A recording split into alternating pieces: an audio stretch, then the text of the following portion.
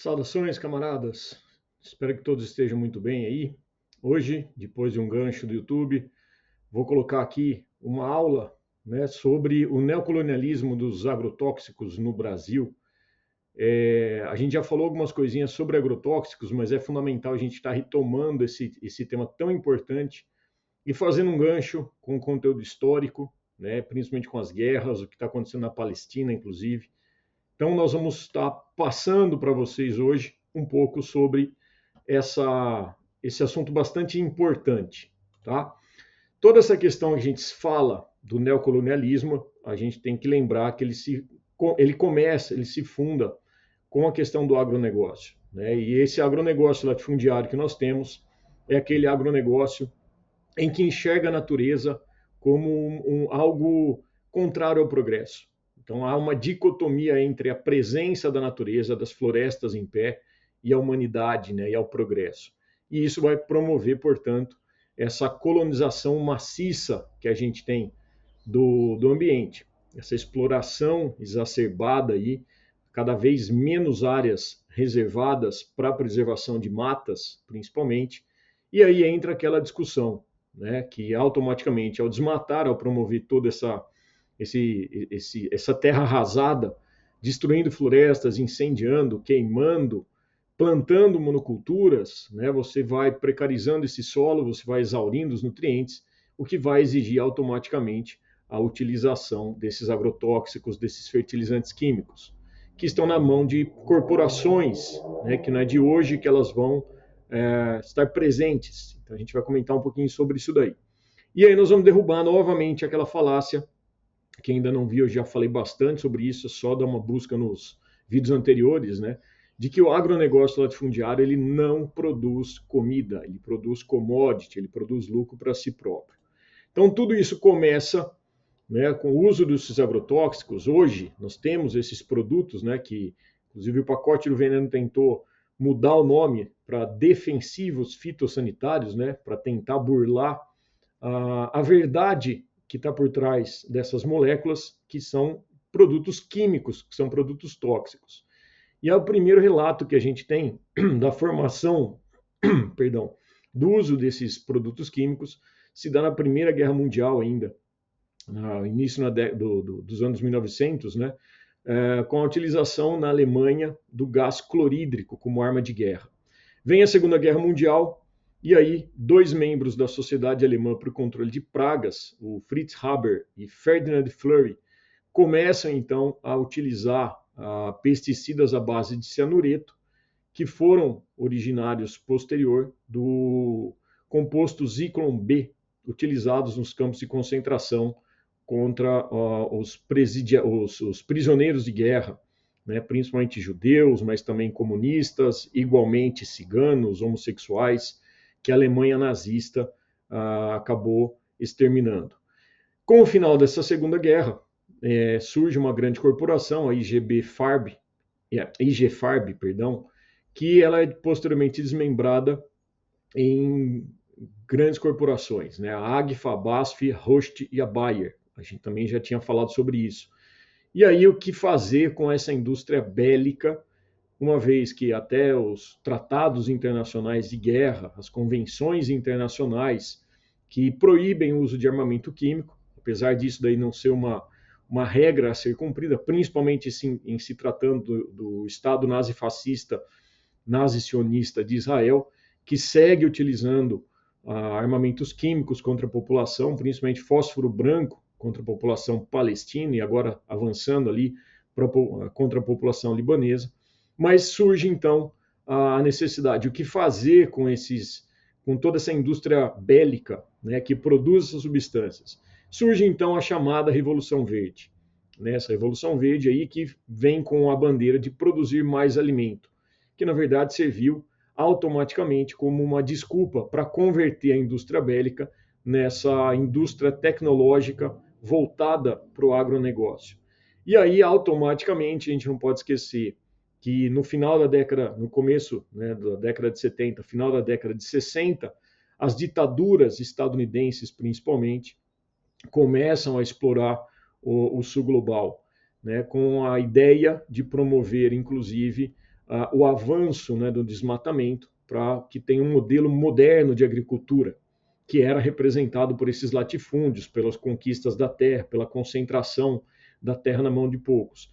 Projetos esses que foram financiados pela Fundação Rockefeller, Fundação Ford e pelo próprio governo dos Estados Unidos, através da Agência Internacional de Desenvolvimento.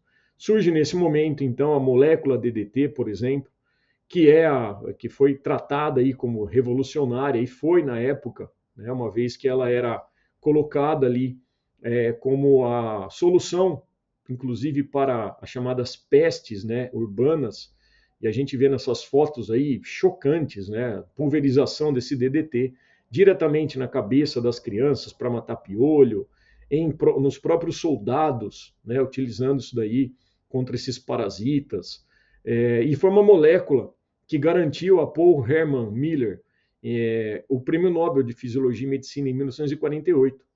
O que pouca gente acabou sabendo posteriormente, né, que ela foi proibida, uma vez que esse DDT, né, que é um nome complicado, chamado diclorodifenil tricloroetano, tinha esses efeitos sim sobre esses insetos, principalmente, alguns aracnídeos, mas posteriormente foi provado, né, através de documentação aí, que a molécula que foi desenvolvida aí por esse alemão, ela acabou sendo bastante tóxica, inclusive para as pessoas. E essas ditaduras avançam, e no Brasil não foi diferente, né? Surge aí durante o regime militar, né, durante a ditadura militar que nós tivemos, o Programa Nacional dos Defensivos Agrícolas. E aí, no final da década de 90, já no início dos anos 2000, nós tivemos um boom dos agrotóxicos. Então, a ditadura ela avança com o seu plano de desmatamento, né, de concentração das monoculturas em grandes latifúndios, e aí no regime neoliberal, principalmente instituído aí durante a presidência do Fernando Henrique Cardoso e anteriormente já com Fernando Collor, né, na década de 90 ali nós tivemos também o boom dos agrotóxicos, né, e também persistindo. É bom que a gente não faça aqui nenhum tipo de passar de pano, né, mas nos próprios governos progressistas, do primeiro governo Lula, por exemplo, nós tivemos o avanço desse uso de agrotóxicos, principalmente pela legalização e o avanço dos organismos geneticamente modificados, né, os chamados transgênicos. Curiosamente, também nesse momento, os bancos, né, com essa política neoliberal, de menos Estado principalmente, passam a ser proprietários das terras. E por que é importante a gente falar sobre isso? Para a gente ligar esses pontos. Nós estamos vendo aí as relações catastróficas que estão acontecendo, né, as mudanças climáticas. Então, quando a gente fala, né, para ligar esses pontos, os desmatamentos que aconteceram e seguem acontecendo, os incêndios associados a isso. Então, é uma relação direta. Você desmata, você seca essa região, você coloca fogo, e esses incêndios vão promover também maior liberação dos gases de efeito estufa. Lembrando que nós temos 3 principais gases, né? O mais falado é o dióxido de carbono, o CO2, mas nós temos também o metano, fruto aí da flatulência e do arroto, né, da grande população de bovinos no Brasil, principalmente. E nós temos os óxidos nitrosos, né? E nesse grau desses gases, o óxido nitroso ele é um dos mais potentes que a gente tem na fixação do calor, na retenção do calor na Terra, seguido ali do metano e também o dióxido de carbono. Consequentemente, além dessas mudanças que vão proporcionar no ambiente, no clima do planeta como um todo, há a perda da biodiversidade, a retirada de uma proteção natural. Nós estamos falando em perda de biodiversidade, inclusive de predadores naturais. Tivemos recentemente divulgado aí que nos últimos 50 anos o planeta perdeu 73% da diversidade de animais. Não é pouca coisa, gente. Nós estamos falando num curto período de tempo. 50 anos, perder mais de 70% da diversidade animal. E essa diversidade inclui predadores naturais, como o caso de morcegos, alguns insetos, inclusive aracnídeos, ácaros, os próprios pássaros. Eu volto novamente a fazer o convite para quem nunca leu, leia o livro de Rachel Carson, chamado Primavera Silenciosa, né, que relata exatamente, quando dá esse boom dos agrotóxicos, o silenciamento da natureza, justamente pela morte desses animais. E óbvio, quando a gente fala também nos insetos, não apenas de controladores biológicos, a gente não pode esquecer das abelhas, que são as polinizadoras. 80% das plantas que nós temos hoje em dia dependem, as plantas que produzem flor, né, as chamadas angiospermas, elas dependem de abelhas. E essas abelhas estão morrendo por ação dos inseticidas, dos agrotóxicos. E essas monoculturas automaticamente também vão permitir, vão possibilitar, melhor dizendo, né, exaurir o solo. Você entra com fertilizantes químicos para repor todos aqueles nutrientes que naturalmente o solo teria através da atuação dos micro-organismos que são eliminados durante esses incêndios, que são eliminados também durante esse processo de monocultura, o que vai exigir também a utilização dessas substâncias químicas. Ao mesmo tempo, os agrotóxicos que são utilizados na monocultura, né, você não tendo esses predadores naturais, você promove a proliferação de um único tipo de espécie de inseto, por exemplo, de um nematóide, de um aracnídeo, até mesmo de fungos, né, e bactérias que acabam colonizando sem ter um controle biológico eficiente. E aí você entra com essas substâncias tóxicas que contaminam não somente aquele local, mas também lençol freático, contamina também o ar, contamina a água, né, gerando problemas de saúde para o ser humano. Esse é um estudo bastante preocupante também que sai relacionando a questão das mudanças climáticas com a chamada síndrome do nariz branco, que alguns morcegos que ficam ali durante o dia em cavernas, principalmente nos Estados Unidos, foi feito esse estudo, com o aumento da temperatura. O fungo é um micro-organismo que precisa de um tripé, que a gente chama, como todo micro-organismo. Ele precisa de umidade, ele precisa de temperatura adequada, ele precisa de matéria orgânica. As cavernas são úmidas. A temperatura do planeta aumentando possibilita, portanto, uma maior condição de proliferação desses fungos que encontram na cavidade nasal desses predadores e polinizadores que os morcegos são, a condição ideal para proliferar. Então, automaticamente, o controle que esses insetos, né, que esses morcegos, esses mamíferos acabariam fazendo sobre os insetos é prejudicado. E aí o que acontece? Prolifera novamente o aumento desses insetos que o homem acaba utilizando produtos químicos para o seu controle. E automaticamente reflete na saúde das pessoas. Então, só um exemplo de como isso tudo afeta. Na saúde das pessoas, é bom a gente se lembrar, no começo desse ano de 2024, nós tivemos aí, que grande repercussão, um único caso, né, de um pecuarista que estava no Pantanal utilizando o agente laranja, o mesmo agente laranja utilizado durante a Guerra do Vietnã, onde o Vietnã do Norte sofreu com a ação imperialista, mas saiu vencedor sob o comando de Ho Chi Minh, né, a foto clássica dessa menina que a gente vê na parte de baixo, a garota napalm, né, que ela está viva até hoje, mas a gente vê os resquícios que essas substâncias químicas liberadas durante a Guerra do Vietnã, né, causam até hoje na população. Por quê? O 2,4-D era um herbicida utilizado, né, como instrumento de guerra, nós estamos falando na década de 60, 70, onde pulverizava-se isso para expor os guerrilheiros, né, vietnamitas ali, que se escondiam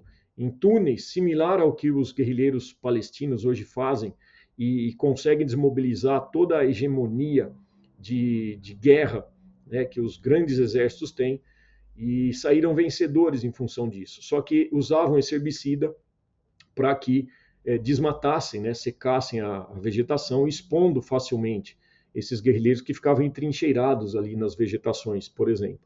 E aí a gente tem hoje o resquício, né, dessas crianças aí com malformações. Então a gente vê, são fotos do hospital Ho Chi Minh, né, em homenagem ao comandante Ho Chi Minh, lá no Vietnã, onde nós temos aí crianças que até hoje, 2024, nascem fruto desses danos que as substâncias químicas dos agrotóxicos causam na saúde delas. A gente vê também o bebê Carlitos ali, de uma mãe que trabalhava em se não me falha a memória, na Colômbia, né, com o plantio de tomate, e aí ela, em contato com essas substâncias químicas durante a gravidez, gera, portanto, essa malformação. Então, um bebê que nasce aí com sérias malformações, né, sem a presença de braços e pernas, e, obviamente, comprometendo a saúde dele para o resto da vida. E essas mudanças climáticas que a monocultura, que o agronegócio latifundiário trazem, não fica apenas nesse campo da saúde pública. A gente vê o que aconteceu recentemente no Rio Grande do Sul, em maio de 2024, né, as duas enchentes seguidas ali que nós tivemos, assim como nós vimos efeito oposto na região do Amazonas e do próprio Pantanal durante a seca essa histórica. Nós temos aí o centro-oeste do Brasil, principalmente, região central do Brasil, né, parte ali de Goiânia, Distrito Federal, batendo recorde, mais de 160 dias sem chuva. Então, nós estamos falando de mudanças climáticas que estão afetando também diretamente, né, a própria dinâmica de cidades. Então, a gente vê a comunidade ribeirinha, que depende de rios para navegabilidade, não está conseguindo navegar, porque não tem água. Né? A gente viu o Rio Negro, a gente vê aqui a foto do Rio Madeira, né, que toda essa área que a gente está vendo aí agora é areia, mas era para ter água. Né? Nós estamos falando em 2024. Então não tem como desassociar isso às mudanças climáticas. Lembrando que a influência da Amazônia no processo da evapotranspiração, né, ela evapora a água através do processo da fotossíntese para a subida da chamada seiva bruta, né, que ela vai colhendo do solo e automaticamente ela vai fazendo com que formam-se os chamados rios voadores. Com a corrente de ar que vem do Atlântico, bate na Cordilheira dos Andes e vai descendo, né, até a região central do Brasil, a região sul. E é recarregada na região amazônica, na região do Cerrado, na região do Pantanal, principalmente, onde nós temos ali o Cerrado como principal reservatório de água do planeta, né, dos aquíferos brasileiros. Não só brasileiros, né, mas os transnacionais. A gente tem o aquífero Guarani, que saiu novamente essa semana. Não deu tempo de eu colocar aqui nos slides, mas é um estudo da agência FAPESP. O pessoal da Unesp, se não falha a memória, fez uma pesquisa mostrando que o reservatório Guarani, que abrange 2/3 só no Brasil, mas também pega Uruguai, Paraguai e Argentina, o Cerrado, ele é a caixa d'água dos rios. E ali você tem no Cerrado brasileiro o nascimento de 12 bacias hidrográficas. E esse aquífero Guarani, ele está secando. E com essas mudanças ambientais, a quantidade de reposição de água que a gente teria, ela não está sendo suficiente. Ou seja, ele está secando efetivamente. Nós estamos falando aí da falta de água que afeta, obviamente, o nascidouro dessas 12 bacias hidrográficas. Né? Estão novamente associado a esse latifúndio, né, às monoculturas ali, plantações de eucalipto principalmente, que secam essa terra, né, e afetam o regime de chuva. Então, essa corrente de ar dos chamados rios voadores, além de não estar tendo umidade suficiente, você chega na região do Cerrado, do Pantanal, você não tem a umidade evaporando. E aí você compromete ainda mais o regime de chuvas nessas regiões do país. E aí, um outro argumento que a gente vai desmontar é que falam que o agronegócio a gente precisa para a produção de alimento. Não há falta de produção de alimento no mundo. O que acontece, como a gente sempre reforça, é a não distribuição desses alimentos. Tanto que esse estudo que saiu agora em março fala que nós temos aí mais de 1 bilhão de refeições todos os dias sendo desperdiçadas. Ou seja, como diz o famoso geógrafo brasileiro, né, a fome é uma questão política. Né, Josué de Castro, se não me falha a memória.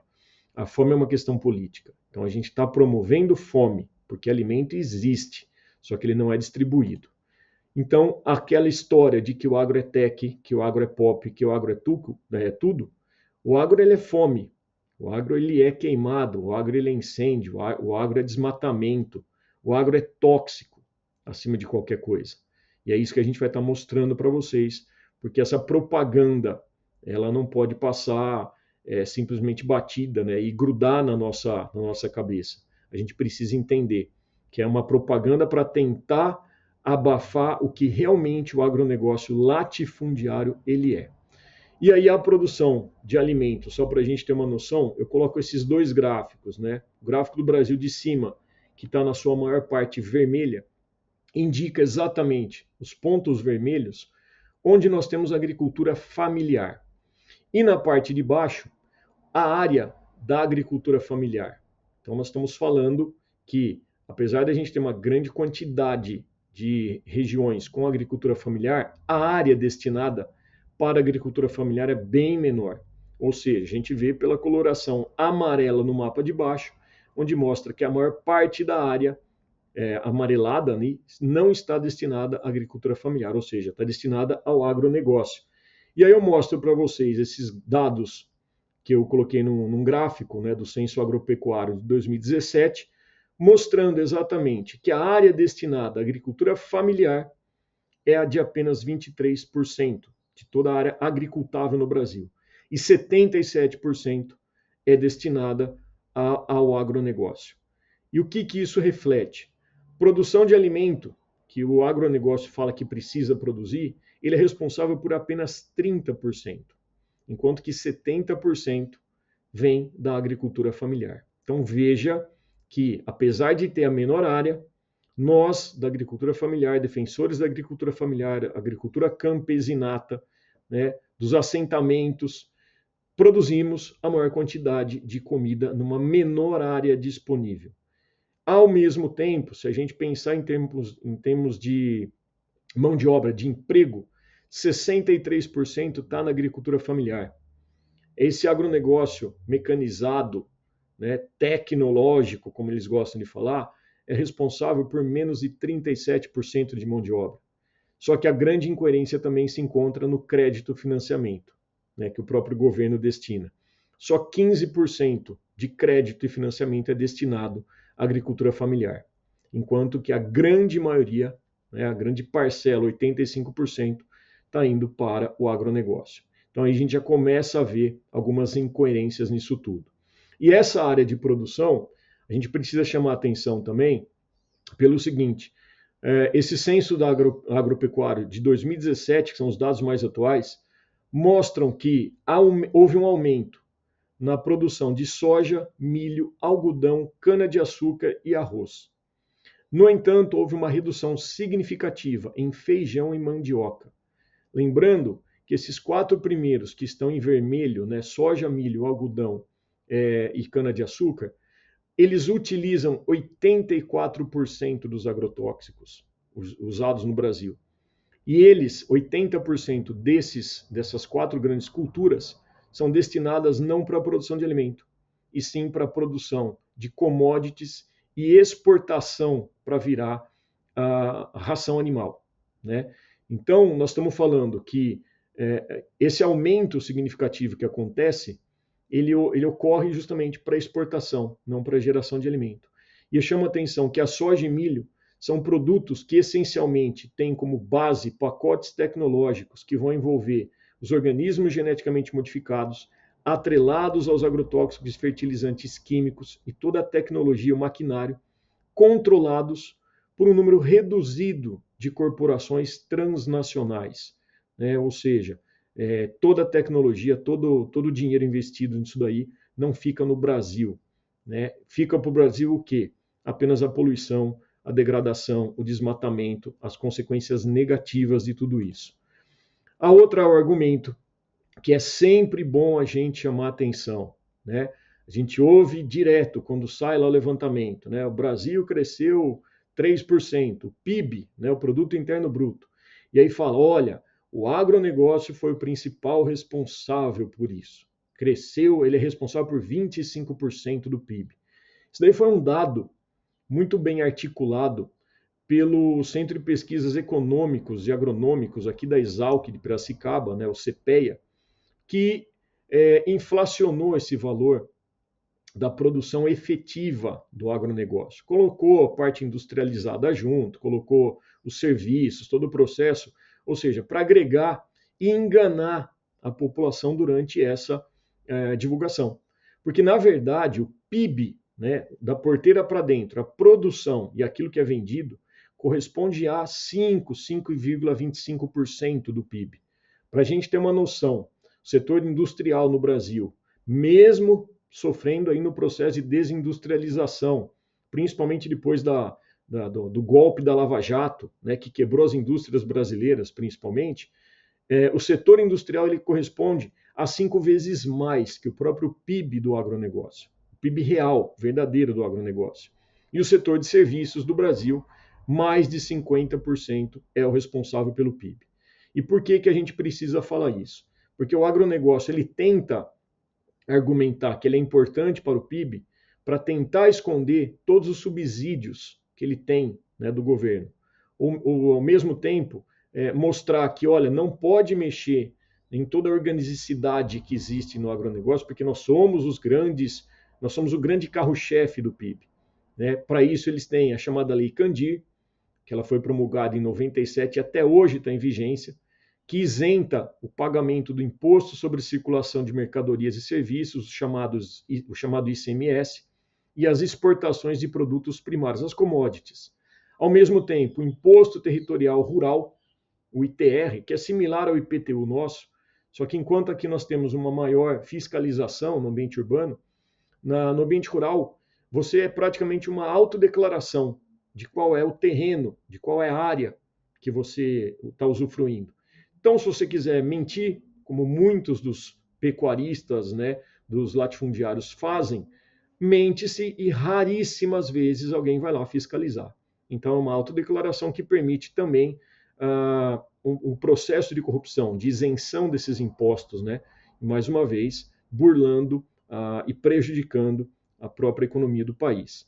E sem falar também a isenção de agrotóxicos que a gente teve aí, né? No atual orçamento do Ministério do Meio Ambiente, que teve que sofrer cortes, inclusive pelo gasto, né, pelo teto lá de gastos que a gente teve, essa aprovação absurda, ridícula aí, durante os governos golpistas, 3 vezes menor o gasto, o dinheiro, né, destinado ao Ministério do Meio Ambiente do que seria se nós cobrássemos a taxação de agrotóxicos, né, para a utilização. E agrotóxico é esse que prejudica demais o nosso ambiente, prejudica demais o nosso país, a nossa saúde, e a gente vê também que também essa isenção prejudica também a economia. Muitas vezes isso associado, obviamente, a um trabalho escravo, né, que a gente vê direto aí, principalmente agora, num governo que está fiscalizando efetivamente, né, que está desaparelhando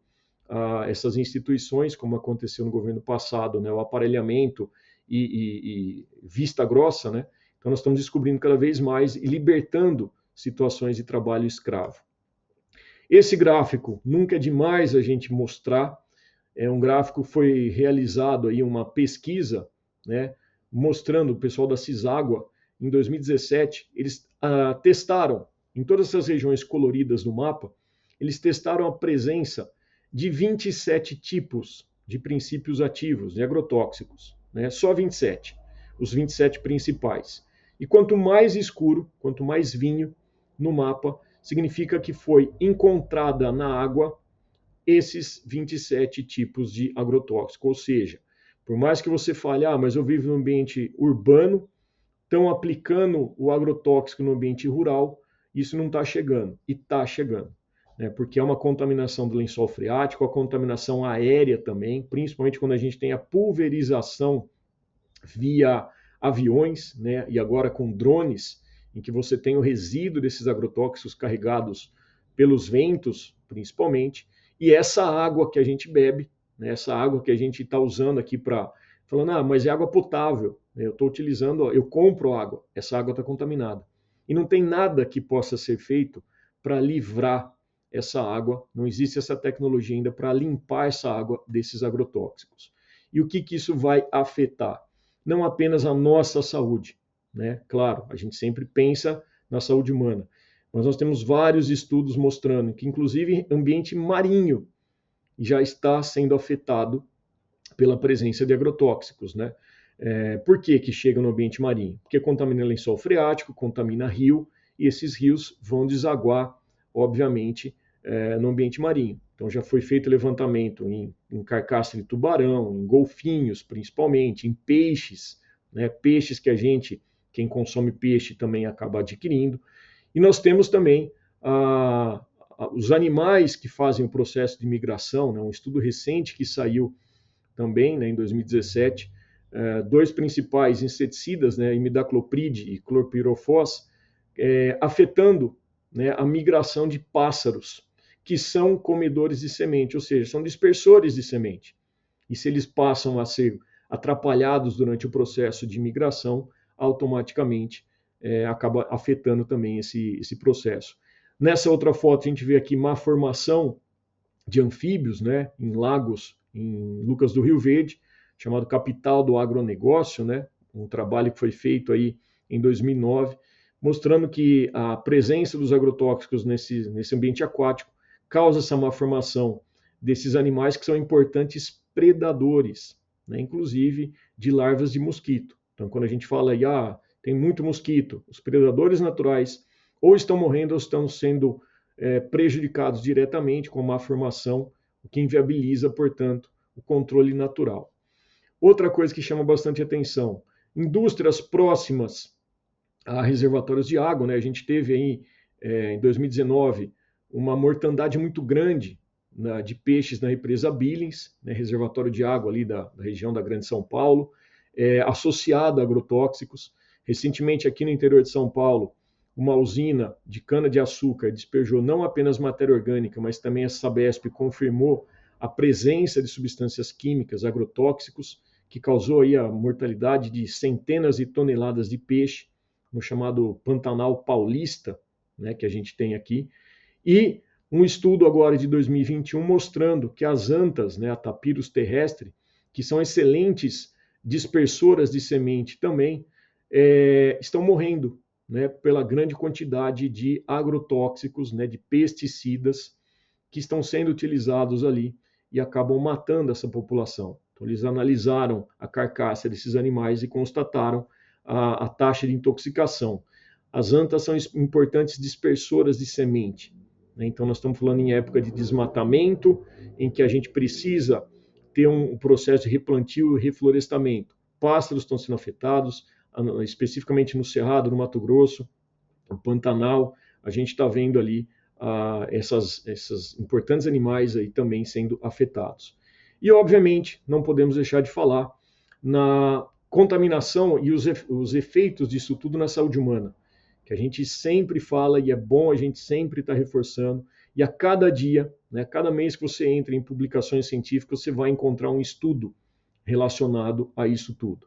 Né? Então, eu cito sempre esse da doutora Larissa Bombardi, que mostra aí 50 bebês intoxicados por ano por agrotóxicos no Brasil. Esses agrotóxicos aumentando casos de depressão em adolescentes, aumentando o risco de déficit de atenção em crianças.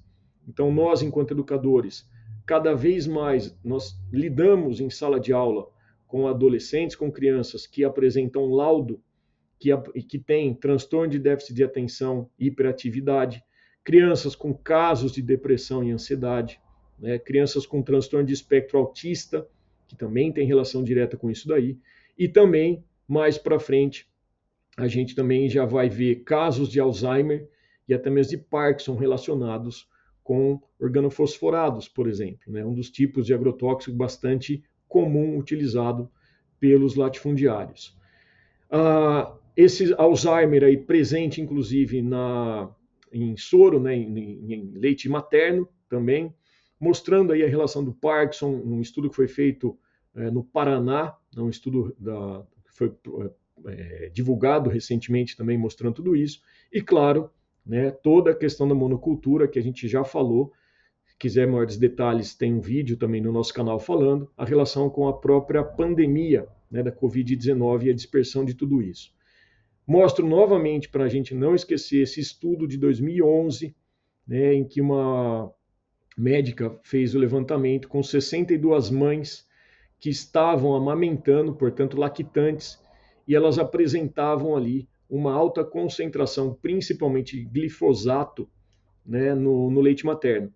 Então é um inseticida mais utilizado no mundo todo, né, a gente vai falar um pouquinho dele, que promove não apenas o glifosato, né, mas que são inseticidas que promovem tanto a questão de malformação fetal, né? Nós tivemos casos de mulheres que abortavam, tem um estudo atual, inclusive, fazendo uma relação, né, dos casos de aborto natural nessas regiões do Mato Grosso do Sul, onde nós temos grandes latifúndios e o uso, obviamente, de agrotóxicos em excesso também, mostrando essa relação direta, e além de desregular o sistema endócrino. Chama atenção que nesse estudo também a médica ela traz um relato bastante impactante para entender o que é desregular o endócrino, né, o sistema hormonal. Ela pegou e cuidou de uma criança de 2 anos de idade, de uma mãe que estava amamentando, e essa criancinha, essa menina de 2 anos já apresentava presença de pelos púbicos, né, o que indica aí a presença, né, o amadurecimento precoce, né, do sistema próprio reprodutor, né, induzindo uma certa puberdade com apenas 2 anos de idade dessa criança. E aí, na pesquisa bastante interessante, que vocês podem baixar, inclusive, no site contraosagrotóxicos.org.br, você encontra os relatórios, né, da doutora Larissa Bombardi, em que ela faz várias comparações da União Europeia e do Brasil, né, a permissividade que a gente tem no Brasil, né, sendo o sul global aí considerado o quintal da Europa, principalmente, né, mostrando o quanto que essas substâncias químicas são permitidas. Então, para a gente ter uma ideia, a União Europeia, né, ela permite o resíduo encontrado na água potável do glifosato, que é o chamado mata-mato, que é utilizado ali quando você vê as pessoas borrifando esse mata-mato na calçada para matar chamadas ervas daninhas, né?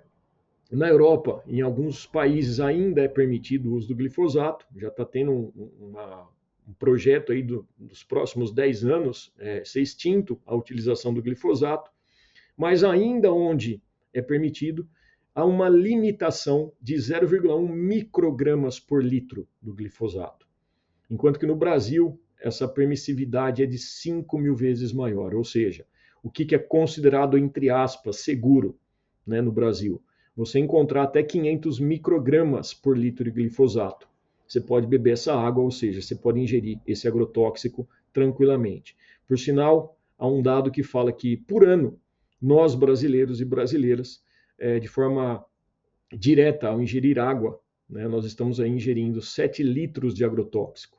Né? Então, durma com barulho desses. Um outro exemplo, né, da malationa, que é um inseticida também, um acaricida, né, utilizado nos cultivos de feijão desses grandes latifúndios, né, portanto que não é um feijão orgânico. Na União Europeia, o limite na água potável é de 0,02 microgramas por quilo do feijão, enquanto aqui no Brasil nós temos 400 vezes mais essa permissão, ou seja, eu posso encontrar 8 miligramas por quilo de feijão, que é considerado seguro, é liberado para você comer e se intoxicar com malationa. Eu quero chamar a atenção do glifosato, como nós falamos, na União Europeia. É um herbicida, né, um agrotóxico, comprovadamente relacionado a casos de depressão, transtorno neurológico, como o autismo, infertilidade, Alzheimer, Parkinson e câncer. É um dos motivos, principalmente, da União Europeia proibir em vários países e está banindo em tantos outros. Mas no Brasil nós tivemos aí não apenas a licença renovada, por mais alguns anos, né, mas o que também levou uma reclassificação. Olha que absurdo. Né? Nós estamos falando aí durante o governo passado, um governo que autorizava a passada da boiada em plena pandemia, né? Vamos acelerar o desmatamento, vamos fragilizar as leis ambientais, vamos aparelhar o Estado, né, para atender os interesses ruralistas, né, da chamada bancada BBB, né? Qual que é essa bancada? Da bala, da Bíblia e do boi, né? Bancada da Bíblia, né? Que a gente chama do boi da bala, do partido do PL, do partido do PP, do partido dos Republicanos e do partido do União Brasil, principalmente. Então, o grande câncer da nossa política são esses 4 partidos que a gente tem associado a essa bancada BBB. E aí o que eles fizeram? Eles fragilizaram, né, e deixaram o glifosato uma consideração, uma classificação menos tóxica, né, ou seja, usa de forma mais facilmente do que a classificação anterior. Por que que a Anvisa fez essa mudança? Porque a Anvisa foi aparelhada no momento daquele desgoverno que nós tivemos. A questão dos agrotóxicos também, principalmente o glifosato, foi feito um levantamento no IDEC, né, que vocês podem baixar também, são 3 volumes dessa pesquisa, que mostra inclusive a presença desse glifosato nos ultraprocessados, né, esses ultraprocessados aí relacionados com uma maior facilidade do consumo, né, associado ao nutricídio, porque são produtos ricos em gordura, em conservantes, em açúcares, né, e de fácil acesso, em que as pessoas acabam comprando porque é mais barato do que você comprar um alimento de qualidade, e aí você acaba também não apenas consumindo essas calorias vazias que nós chamamos, mas também produtos recheados com glifosato, né? E de grande interesse da BASF, né? Uma daquelas 4 corporações que a gente comentou lá no comecinho da nossa palestra, porque é ela que também está relacionada com a indústria, né? Então, não apenas a indústria dos agrotóxicos e do agronegócio em si, mas também dos ultraprocessados, né? Então, percebam que é como se fossem tentáculos, né? Que eles vão abrangendo todas as áreas, a ponto da gente ter também, eu sempre falo disso, que é o casamento dos infernos, que aconteceu entre a fusão da Bayer e da Monsanto. Nós tivemos aí a Monsanto, a maior produtora de agrotóxicos e dos organismos geneticamente modificados em 2016, né, fundindo-se ali, sendo comprada ali pela Bayer, né, que é a maior produtora também de agrotóxicos, mas principalmente de remédios e de suplementos alimentares. E olha que coisa interessante, né? Essa mesma empresa agora, chamada Bayer, que agora tenta tirar a Monsanto por conta de várias denúncias, né? Inclusive um livro que eu sempre recomendo, tem até o documentário aqui disponível no YouTube, chamado O Mundo Segundo a Monsanto, né? Da Marie Robin, uma jornalista francesa que denuncia toda a sacanagem que a Monsanto faz, né? Inclusive dentro dos governos que ela está atuando ali. E aí a Bayer, então, agora ela tenta tirar o nome Monsanto, né? Mas ela ainda mantém porque o nome Bayer ele ainda é associado a algo positivo, né? Tanto é que quando você ouve falar em Bayer, automaticamente você ouve, se é Bayer é bom, né? É bom para eles, porque nós estamos falando aí de produtos químicos e aí gera aquela questão do ciclo vicioso. A mesma empresa que está te vendendo um ultraprocessado recheado de produto químico, um alimento recheado de glifosato principalmente, que é o Roundup Ready, né, associado à soja principalmente, vai te deixar doente. E a mesma empresa vai te vender medicamentos ou até mesmo suplementos alimentares para suprimir essa tua deficiência de saúde, né? Então é uma sacada extremamente inteligente desse capitalismo predatório que a gente tem. Lembrando também que a Bayer agora está na liberação do glufosinato de amônia, principalmente no trigo, né, que é 15 vezes mais tóxico do que o próprio glifosato, mas está ali sendo utilizado na plantação de trigo, né? O nosso pãozinho que a gente come aí vai estar também agora com mais um tipo de substância química. E aí tudo isso é importante a gente lembrar que leva à questão do neocolonialismo, né? Porque nós estamos falando aí dessa neoplantation, né, que nós falamos, a desindustrialização promovida por governos golpistas, como a gente falou no caso que aconteceu durante a destituição da presidenta Dilma, onde nós tivemos a farsa jato, né, destruindo a indústria brasileira, para que a gente seja sempre o quintal do norte global. E é importante a gente lembrar que não é de hoje isso daí. Não começou durante o governo golpista do Michel Temer, avançando para o Bolsonaro. A gente teve em 64 um interesse muito grande do patrocínio desses grandes latifundiários, né, associados aí à ditadura militar, como a gente falou, que quando o João Goulart, o Jango, defendia, entre outras coisas, a reforma agrária, né, ele foi, obviamente, destituído do cargo, foi dado o golpe militar, nós tivemos o golpe militar em 64, porque falavam que não, era uma ameaça para os interesses dos latifúndios, dos interesses dos grandes proprietários de terra, se João Goulart efetivamente conseguisse fazer a reforma agrária, ou seja, a distribuição de terras improdutivas para as pessoas. E aí o golpe militar veio e joga fora toda essa política. E aí surge toda aquela ideia, né, que a gente tem que lutar contra uma ameaça invisível, que é o comunismo, né? João Goulart era comunista, então cria-se todo esse fantasma, né, para tentar burlar a cabeça das pessoas e ser contra esse tipo de situação. E em 2016 não foi diferente, né? Não à toa nós tivemos o golpista Michel Temer assumindo, posteriormente Bolsonaro, e a gente vê numa das manchetes simples, né?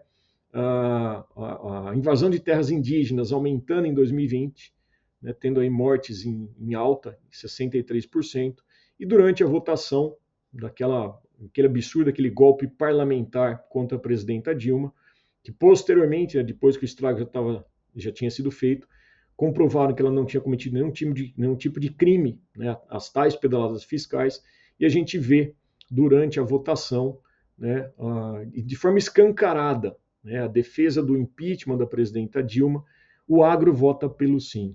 Então percebam que tudo isso aí estava atrelado também a essa política. Para a gente entender um pouquinho, eu faço um breve apanhado histórico para a gente entender como que o agronegócio ele atua também nos bastidores, né? Em 2012, metade do ano, a presidenta Dilma ela faz o decreto 7.794, que instituía a Política Nacional de Agroecologia e Produção Orgânica. Isso aí previa, entre outras coisas, o Plano Nacional de Agroecologia e Produção Orgânica periodicamente, além do Programa Nacional de Redução de Agrotóxicos, o chamado PRONARA. O Ministério da Agricultura, Pecuária e Abastecimento, que era até então, estava no comando da ministra Cátia Abreu, não ratificou esse programa. E aí, quando você vai mexer com essa questão do agrotóxico, o que acontece? Em 2016 veio o golpe parlamentar. Ao assumir, depois do golpe contra o presidente, o que Michel Temer fez? Ele retirou todas as verbas da Comissão Nacional de Agroecologia e Produção Orgânica, que é o Senapo, da Câmara Interministerial de Agroecologia e Produção Orgânica também, o CIAPO. Então ele tira todo aquele investimento que estava sendo feito para a implementação desses projetos importantíssimos de transição agroecológica. Em 2019, assume o inominável e extingue definitivamente o SINAPO, os conselhos e todas as comissões. Então percebam que bastou apresentar uma proposta, né, um projeto, uma comissão, para que isso daí fosse efetivamente avançado, para que o golpe parlamentar contra a presidenta Dilma ocorresse. E aí agora, em junho de 2023, o presidente Lula restituiu e ampliou essas comissões, né? Mas a gente percebe que ele sofre não apenas com a presença, né, desses partidos, né, o PL, PP, União Brasil, Republicanos, né, mas ele sofre uma constante pressão das próprias corporações e multinacionais, né, que lutaram, inclusive, contra, né, mudanças na reforma tributária que afetassem a Lei Candira, a isenção dos impostos de agrotóxicos, tudo isso. E fizeram um levantamento, né, o De Olho nos Ruralistas e o pessoal do Joio e Trigo, 10 fabricantes de agrotóxicos visitaram os ministérios 205 vezes entre 2022 e 2024. Né? Então, quem quiser maiores detalhes, tem todas as pastas, todos os ministérios que eles visitaram, mostrando como o agronegócio está lá dentro, fazendo tudo isso. Né? E aí, por quê? Para manter o Brasil, desde 2011, como o maior consumidor de agrotóxicos do planeta. Né? Em 2022, foram 800 mil toneladas, o que significa 22% de todo o volume de agrotóxicos utilizados no mundo. Né? Lembrando que muitos desses agrotóxicos já são proibidos em vários países, né? Países europeus principalmente, norte global, dada a sua comprovação científica de que são tóxicos, de que são cancerígenos, de que causam danos à saúde humana principalmente. E aí, automaticamente, a maior parte dessas substâncias que não são produzidas no Brasil, elas estão vindo principalmente do norte global, né? Estados Unidos, China, União Europeia né? China aí entra como uma das grandes fornecedoras disso tudo, né? Sendo Syngenta, Bayer, BASF, Corteva e FMC, essas 5 grandes corporações responsáveis por 80% das vendas de agrotóxicos no mundo e para o Brasil. E por que isso daí está acontecendo? Justamente porque o nosso Congresso Nacional, ele não é um congresso que representa efetivamente as vontades do povo. Nós estamos falando, e é sempre bom a gente reforçar, que 58% da Câmara Federal, né, Câmara dos Deputados, ou seja, 300 dos 513 deputados, são associados à bancada ruralista. Mesma coisa no Senado Federal, 48%, ou seja, 39 dos 81 senadores e senadoras estão atrelados à bancada ruralista. E aí, quando você vem com uma proposta, quando você apresenta um projeto, você precisa dessa maioria, tanto na Câmara como no Senado, isso aí fica praticamente impossível. Por quê? Nós estamos falando que republicanos, União Brasil, Partido Progressista e o Partido Liberal, eles estão atrelados, né, comprometidos em manter esse status quo de toda essa situação. Não à toa a gente vê nesse gráfico da liberação de agrotóxicos, que ele começa a ser medido nos anos 2000, onde nós tivemos um aumento significativo, não é mera coincidência, logo após a destituição da presidenta Dilma, né? Ainda que no final do mandato dela, ela começa a ter que sucumbir, fazer alguns conchavos, né, para tentar se manter no cargo, a gente começa a ver que dali para frente o número de agrotóxicos aumentou significativamente, né, atingindo o ápice aí durante o governo passado do Jair Bolsonaro. Ao mesmo tempo, no gráfico ao lado, a gente vê a expansão da cultura de soja, que é uma das principais responsáveis pelo uso de agrotóxicos, como nós mostramos no gráfico, nos slides anteriores, né? Milho e soja. Então, em 74, a gente vê que ela se concentrava numa pequena porção no sul do Brasil, centro-oeste do Brasil, e hoje, né, em 2019, a gente vê nesse gráfico aí, ela sai desses 5 milhões de hectares para mais quase 36 milhões de hectares, né, em grande concentração. Amazônia Legal, esse gráfico também é bastante interessante, né, porque ele vai estar mostrando que o índice de desmatamento ele é encaixado, né, quando você pega os índices, as regiões de desmatamento da Amazônia Legal e sobrepõe no gráfico do uso de agrotóxicos na Amazônia Legal, você vai ver que eles se encaixam perfeitamente, né, justamente porque essa é a intenção. Desmata, né, você usa posteriormente até os herbicidas, os dessecantes e automaticamente o uso desses agrotóxicos. E esses mesmos deputados, né, do Partido Liberal, do Partido Progressista, do União Brasil e do Republicanos, foram aqueles mesmos canalhas, né, que defenderam, né, o projeto do anti-aborto, né, o PL do estupro lá, falando que imagina que é uma criança, é uma vida, só que os mesmos defendem esses agrotóxicos, né, que causam aborto, que causam malformação. Então, olha a incoerência aí. E por que tudo isso não é mudado? O fato principal a gente já deixou bastante escancarado, né? Nós temos aí um Congresso que não é alinhado com os interesses do ambiente, o interesse de saúde pública. Então, a gente precisa entender exatamente essa questão. O presidente Lula, inclusive, vetou alguns pontos, né, do chamado pacote do veneno, né, que se transformou aí na Lei 14.785, que, entre outras coisas, né, está sendo aí motivo, e se tudo der certo, vai caminhar para que ela seja anulada. Tem uma ação do pessoal do PSOL, se não me falha a memória, de ação direta de inconstitucionalidade, né, que foi protocolada agora em 2024.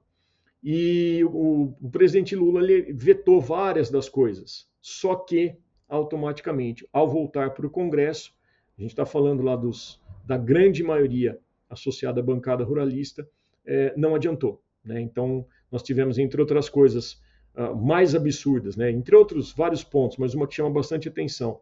Toda aprovação de um agrotóxico tem que passar por 3 fatores, né? O Ministério de Abastecimento, Ministério da Agricultura, Pecuária e Abastecimento, né, o MAPA, Anvisa e IBAMA.